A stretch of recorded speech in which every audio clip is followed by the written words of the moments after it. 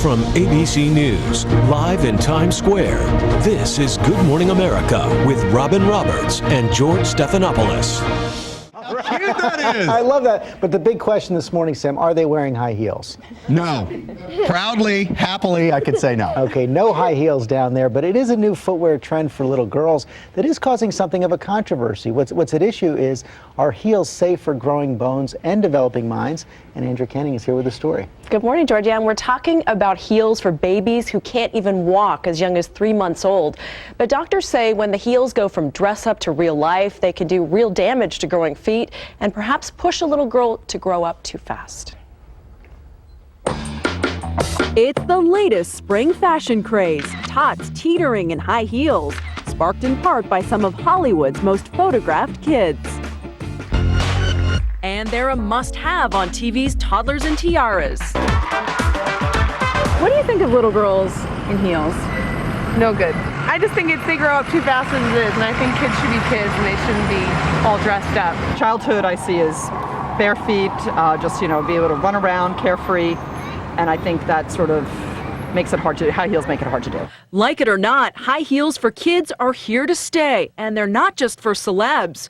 We found hundreds of heels up to 2 inches high for sale online for girls who are as young as 3 months old. People say they're only for special occasions, for church, for weddings, but little girls, they want to show it off. They want to be as sophisticated as their moms. For generations, little girls have been playing dress up, sneaking lipstick, wearing mom's heels, eager to grow up. My daughter probably put on a pair of high heels for the first time in her footy pajamas, wearing my heels, trying to clunk down the kitchen hall. What started as a game of dress-up for Samantha Fine's daughter Ava eventually turned into a request to get her own pair of heels at the age of 4. By 6, she finally got her first pair for a special occasion, her kindergarten graduation. She's a diva in her own right, but she knows what is age-appropriate to wear, and she knows that there's a time and a place for everything. Samantha says her daughter's heels are for going out to dinner with the family or dressing up for a party, not for the playground. Sneakers are still more common than heels, and yet it's a trend that's sweeping their San Jose neighborhood. With very few exceptions, every little girl has walked through this door in some kind of high heels. We had a little girl here the other day in a diaper and flip-flop high heel shoes. But with kids looking more sophisticated every day, are little girls growing up too fast? Hundreds of GMA viewers weighed in online.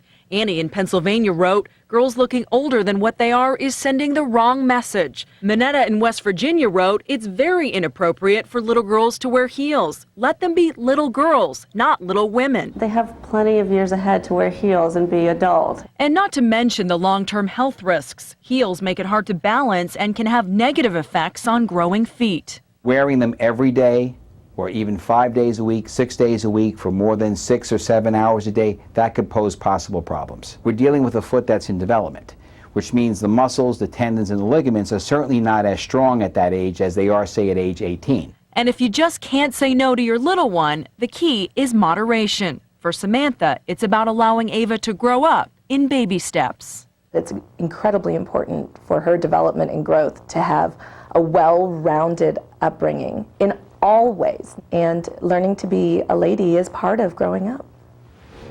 And now we are joined by parenting contributor Ann Plachette Murphy. She's here with Andrea and me. And let me start with you. Of course, if a little girl is wearing high heels 6 to 7 hours a day, that could be a problem. But what do you say to parents who say, wait a second, what is the big deal here? Little girls have always been playing dress up. Well, if it's dress up, that's great. I think, in fact, that's the point. They should be relegated to the dress up pile, and that's what they should be for. The message should be, you're not a little lady, you're not a grown-up, you can pretend to be a grown-up. But I think that there are two issues here. One is what Andrea touched on in the piece really importantly, which is that the physical consequences. And to say, well, they're only going to use it for physical activity, I mean, when are your girls not physical? I mean, they run around all the time. So I think restricting that. But psychologically, I think the other issue is that to push a child to grow up faster than she's really ready to say, those shoes look really hot on you, which is what we're talking about. Heels are sexy shoes. But I guess the problem is the reverse. I mean, thankfully, I guess, up until today, my girls have not been clamoring for high heels, but they push, Andrea, for everything else. And when they start saying, wait a second, I want those shoes, what do you do? Well, again, moderation is key, and the doctor's saying he's not saying don't wear them, but he's saying if you're going to wear them, no more than 2 to 3 hours. Keep them to special occasions.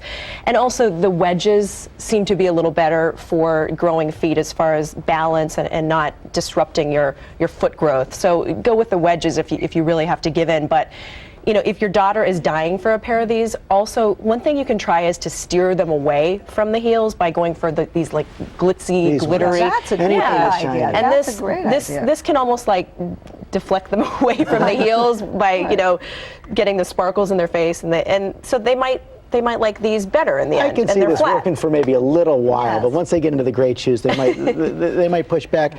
But Annie, this is a bigger problem. Girls being pushed in so many ways to being sexualized so early. Yes, and you said it. I think it is a sexualizing thing. You look at the pictures of these kids, and when I first saw a picture of a kid, I don't know if it was Suri Cruz or another child on the internet, from the knees down, I thought, oh, that's a teenager or a tween. And then you pan up, and it's a 3-year-old's face, and it really is not okay. I think, you know, what Andrea's saying is true. If moderation is fine, but when they're clamoring for it, you know, just say no. I think that's the other issue. And stick by it. Stick by it if you feel this is important. Yeah, you're the mom. You're in control. Exactly, and that's another reason why I think that this can be kind of insidious, because it gives kids more power than they really need or want. Okay, Annie, Andrea, thanks very much. They have more tips on our website at abcnews.com. Of course, we also want to hear what you think about this. Weigh in on our shout-out board. And when we come back, this new term, normal weight obesity.